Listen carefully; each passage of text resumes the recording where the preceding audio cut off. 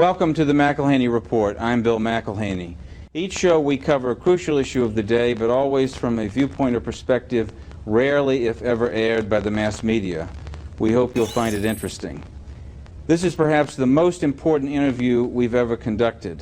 Since 1989, we've been told constantly by the mass media and the government about the so-called death of communism and the collapse of the Soviet Union and its Eastern European satellite nations.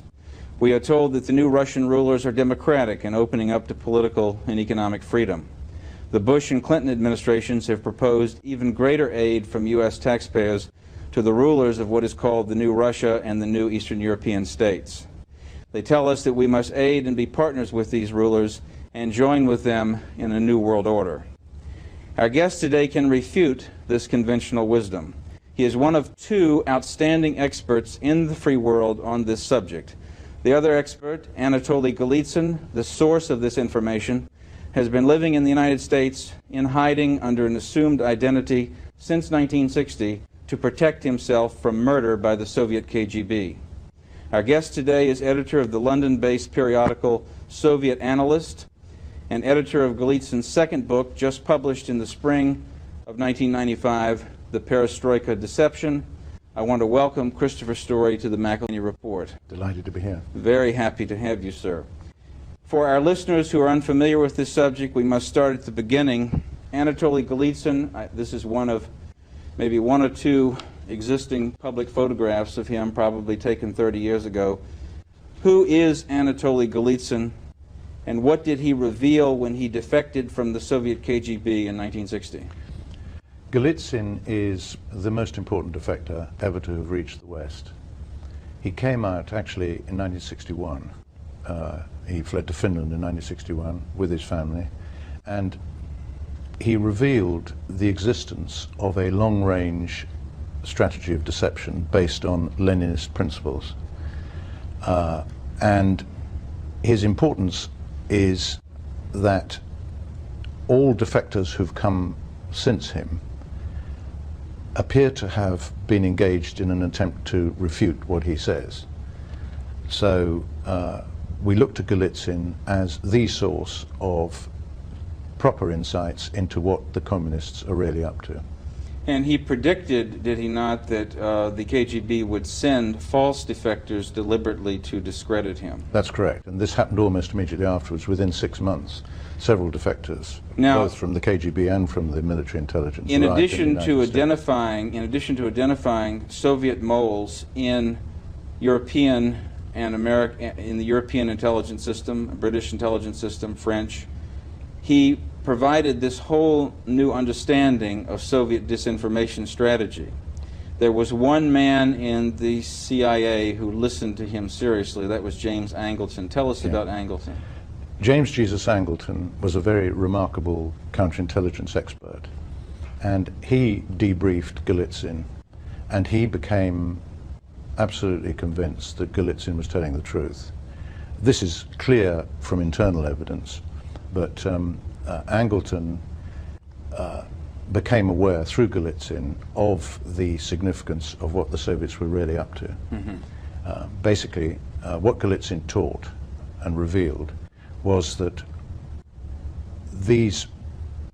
all Soviet governments are Leninist governments. They're driven by the deception strategy perfected by Lenin, which is aimed at achieving a long-range strategy, namely control of the whole world.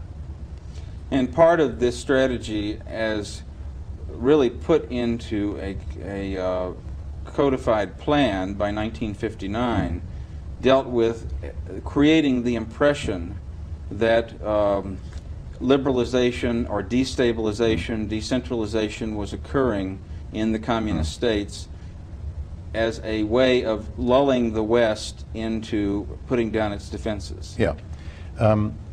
What happened was that, according to Golitsyn, is that after the death of Stalin, the communists realized, in general, that the method of control that they'd been adopting, namely brutal repression, was an inefficient method of achieving control over populations, and that it was more efficient to seek to achieve control through infiltration and deception, and through the control of the minds of the target.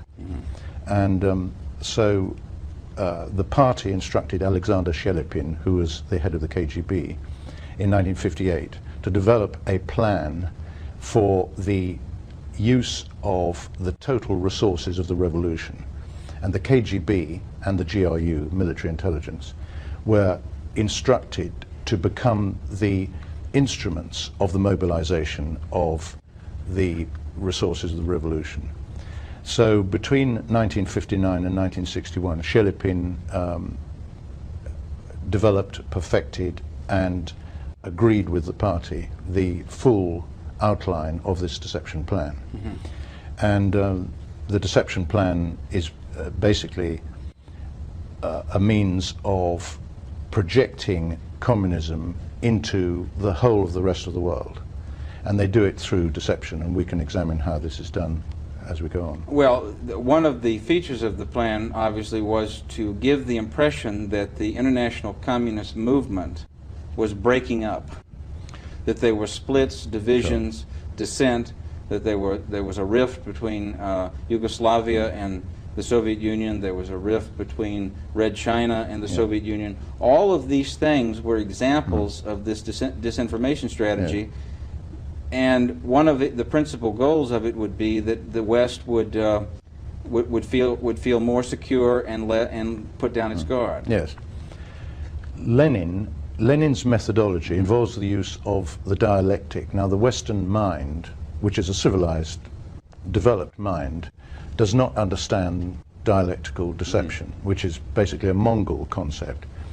And the fake Russia-China split is a good example. By creating the false impression that there was a split, which incidentally they've continued ever since, because now we have communist China and supposedly non-communist Russia, so the illusion of the split continues. That's right. The West was lulled into believing that if it supported China, it would be taking precautionary action against Russia. Yes. In fact, what's happening, and is continuing, they are both working together, and their intentions ultimately are hostile. They are aggressively oriented towards the West. Yes, and another consequence of staging, deliberately staging, phony encouragement of, or setting up, let's say, setting up phony, the KGB setting up phony dissident movements within communist countries, and supposedly, or in a theatrical way, presenting what appears to be liberalization or some lessening of tight control.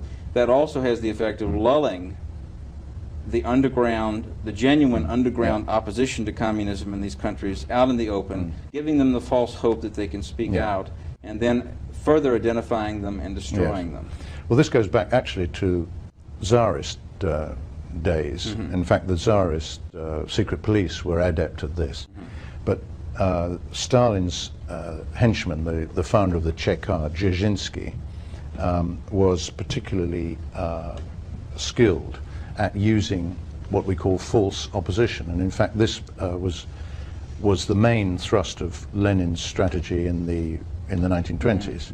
When Lenin launched into the West what is known as the Trust, he allowed the emigration of a large number of emigres, and in their number were many controlled communist members of the Cheka. And he introduced this false controlled opposition to Western intelligence, and as a result, the perception of by Western intelligence of what was really happening was distorted. Now, this principle has been applied since 1961, and it came to its fruition under Gorbachev. Gorbachev's perestroika, which means restructuring, is in fact the restructuring not of Soviet society, although that was done for, there was a certain amount of reform and restructuring to give it credibility. Superficial. Superficial. It is essentially the restructuring of the Western mind, the control of the Western mind. That is what it means. Stalin used the word perestroika, and it meant, in Stalin's vocabulary, it meant the reshoeing of a horse. So the West misunderstood perestroika, the meaning of perestroika, thinking that it meant reform of the communist movement. And this is in fact, it's a deception. Yes, and this is because everything that we've witnessed since 1989 has been part of this grand disinformation strategy, which Golitsyn revealed in his 1984 book, New Lies for Old, had been prepared by 1959. Yes. The long-range strategy is what it says. It's a long-range strategy. It took years to come to fruition. There are a number of reasons for this. They had to allow, for example, those with memories of the Stalin repressions to die off. They had to ensure that the true opposition no longer existed, and they have liquidated all true opposition in all East European countries. Which means, with a few exceptions. Which means, as Golitsyn has pointed out, then that and those deceptions are subject to question. Those exceptions are subject to question. Yes, even those. But when we see a supposed dissident movement within a communist or so-called former communist state, having access to the media, operating openly, having resources, and being able to express itself and be heard around the world, it would immediately be suspect of being a KGB front operation, at least in terms of its leadership. Absolutely correct. Yes. And as a result of the what Gorbachev first of all launches perestroika internally, and when the softening up process has been completed, i.e. the West is attuned to the fact that there's been this apparent reform and that it's all falling apart, they then export perestroika to the whole world. Yes. So that in fact what has happened is that you have, instead of having walk-ins, defectors arriving and knocking on the West door, you've got a mass walk-in, so that no one knows who's genuine and who isn't. To go back just a bit regarding Golitsyn defecting to the American CIA in the early 1960s, he had an advocate in James Angleton, and the influence of what Golitsyn revealed was felt through Angleton's policies. Yes. But that came to an end in 1974 when Angleton was fired by CIA Director William Colby after Golitsyn had warned that there were Soviet moles, Soviet agents within the CIA at high levels. To what extent was Golitsyn vindicated by the Aldrich Ames exposure? Totally. Yes. I mean, Golitsyn has been telling everybody since he finished the first book, New Lies for Old, which actually he finished in 1980, although it was only published in 1984, that the CIA was penetrated. This was obvious from internal evidence. Now, of course, with the Ames case, that is proved. I mean, everybody knows that there are many more moles inside Western intelligence than just Ames, but Ames is a symptom of the penetration of the Central Intelligence Agency. In the book, as you said, written in 1980, published in 1984, Golitsyn's New Lies for Old, he revealed not only this massive disinformation strategy, which goes back to 1959, and the ramifications of it, the applications of it during the 1960s, 1970s, but he made a series, the book was published in '84, he made a series of incredible predictions regarding what was going to come as a result of this strategy, and the predictions are just amazing to read. Would you go over some of them? Well, I mean, there are 3 or 4 pages which are just chock-a-block full of predictions. He talks about the removal of the Berlin Wall, liberalization starting in East Germany and spreading to the rest of Eastern Europe. He says, for example, that Dubček will be restored in Czechoslovakia, which duly happened for a brief period. And he talks about a reconciliation with the West and the reunification of Germany and so on and so forth. And in a recent book published by written by Mark Riebling, called Wedge, The Secret War Between the FBI and CIA, published in 1994, Riebling carries out a careful analysis of Golitsyn's predictions in New Lies for Old, and he established that out of 148 falsifiable predictions, 139 had been verified by 1993. Now that, and he gave him an accuracy rating of over 94%. That is without parallel in the West. I mean, this puts Golitsyn in a separate category from everybody. Now, I think in other words, if Golitsyn is not telling, not telling the truth about everybody has to explain why these predictions were correct. If he's not telling the truth about the fact that all that we have witnessed since 1989 was planned as Soviet disinformation strategy, going back this far, then he has to be a prophet. He has to be a clairvoyant. Either he has to be, he has to have supernatural powers. He has to have supernatural powers. Or he has to understand Soviet strategy. That's right. And of course the answer is the latter. Yes. He understands Soviet strategy because he knows that it's based on the thinking of Lenin. He studied Lenin. Now, one of the things that I've done in the last few years is go back to Lenin and try to read and understand what this evil man is saying. He's actually preaching hatred. He's preaching how to deceive. And he's teaching us how to deceive. And Lenin's disciples remain in control of the world communist movement. All they've done is relabeled themselves in order to appear acceptable to the West.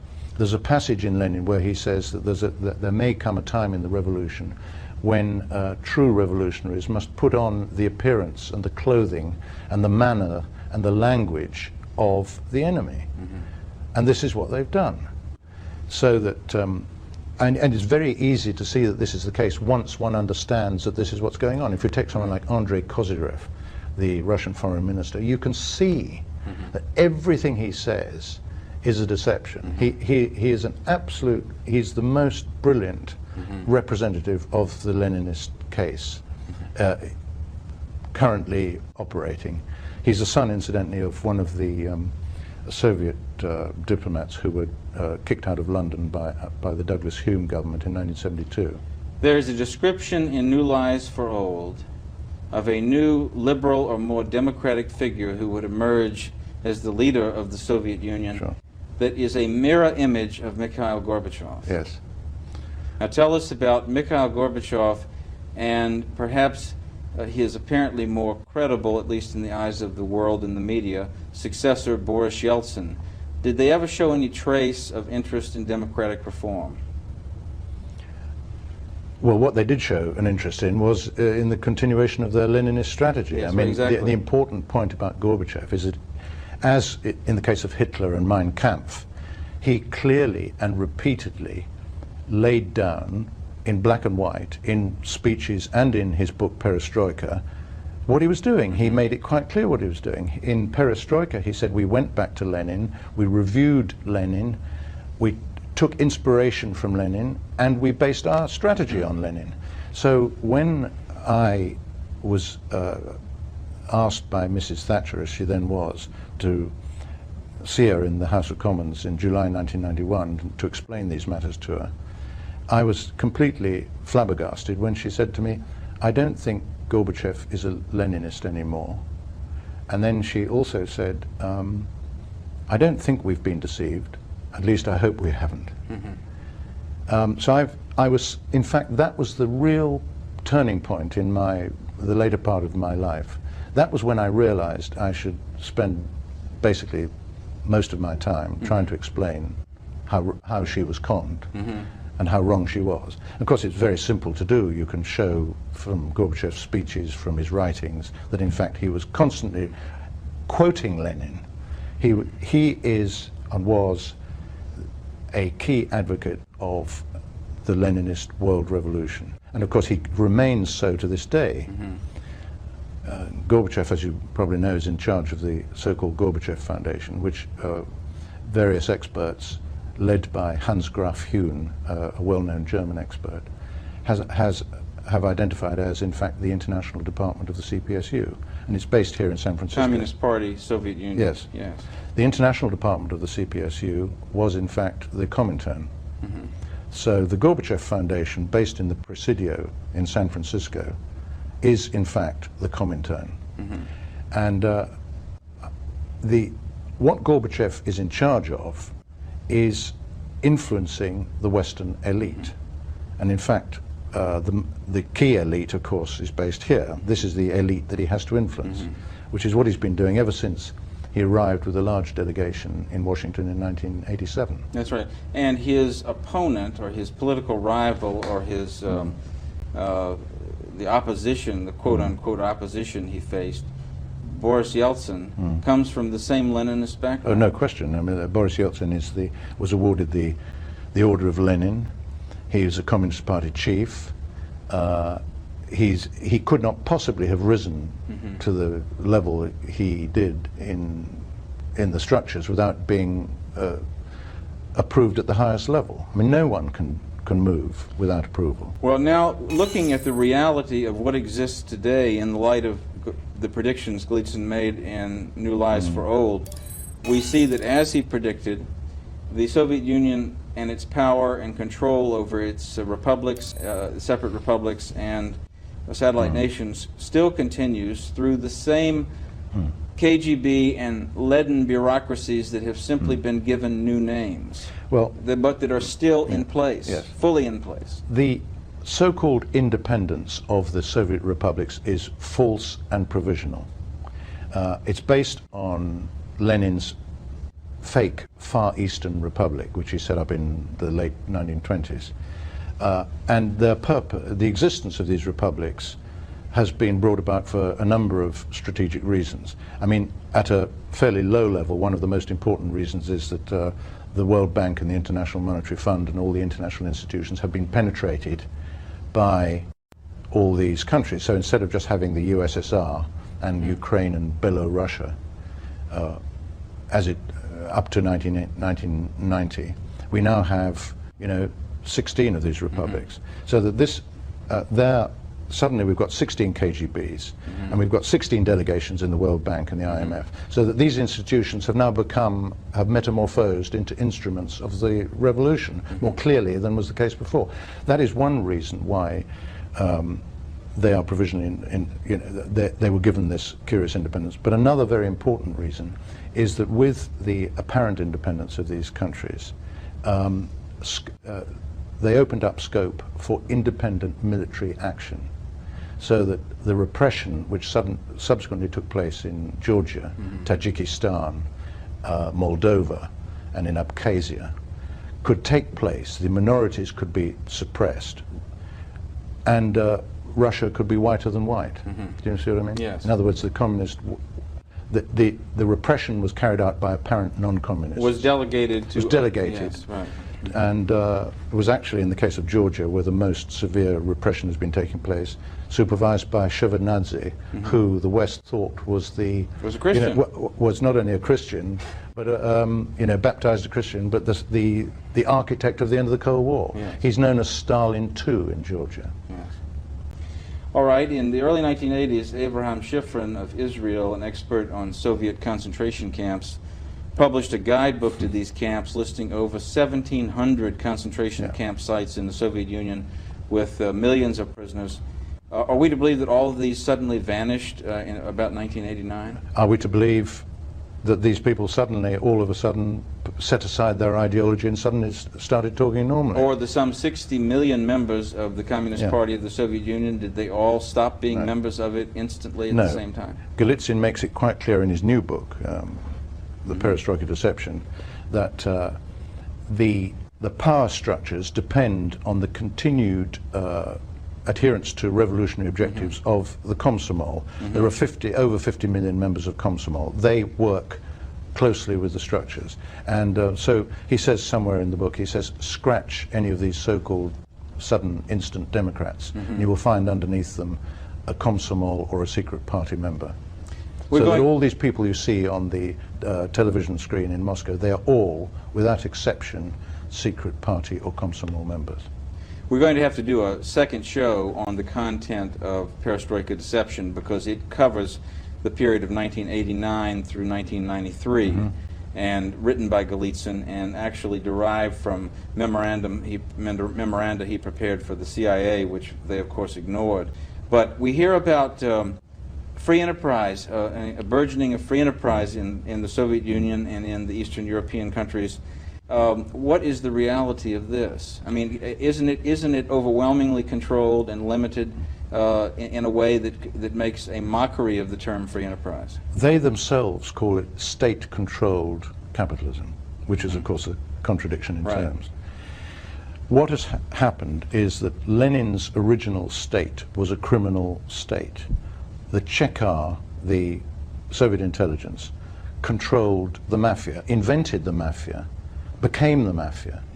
So that this apparent outbreak of free enterprise we see is in fact controlled by the KGB, and this outbreak of Soviet criminality is controlled, yes. And it's being exported on a global scale. Right.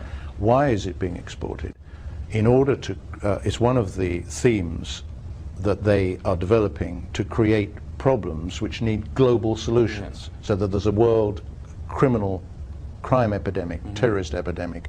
We've got to have global structures in order to contain this epidemic which they themselves have created. Also, the KGB-generated criminal activity provides an excuse for ever tighter control over whatever window dressing business or free enterprise or business or entrepreneurial activity may exist over there. Sure, and not only that, but of course you've got the drug element as well.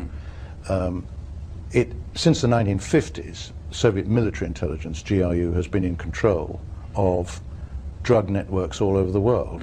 And the reason the GRU controls is involved in this is because it's sabotage. You know, the narcotics operation is sabotage. Other elements are controlled by the KGB. Christopher, we're going to have to continue in our second part of this interview. I want to thank you for being with us today. If you found any of this information, as you should, interesting and disturbing, please contact us at the address or phone number given at the end of the program. We'll be happy to send you full documentation on any subject that we've discussed that may interest you. This is Bill Mcilhany for the Mcilhany Report, thanking you so much for joining us.